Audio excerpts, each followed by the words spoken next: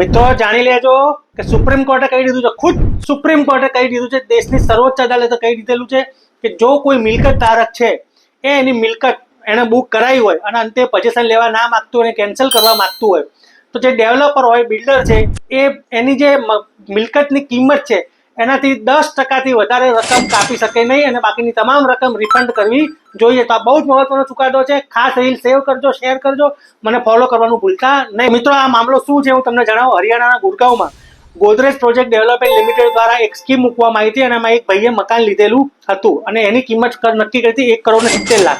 પરંતુ 2017માં માર્કેટમાં ભયંકર મંદી આવતા અને એ જ ફ્લેટની કિંમત ગગડી જતા એ જે મકાન ખરીદનાર છે એમણે એ ફ્લેટ લેવાનો ઇનકાર કરી દીધો. એટલે જે ગોદરેજ પ્રોપર્ટી છે એણે એવું કીધું કે અમે 20% એટલે ફ્લેટની કિંમતની 20% એટલે કે 34 લાખ રૂપિયા તમારામાંથી કાપી લઈશું અને તમે જે 51 લાખ રૂપિયા ભર્યા છે એમાંથી 34 લાખ કાપીને તમને આપીશું.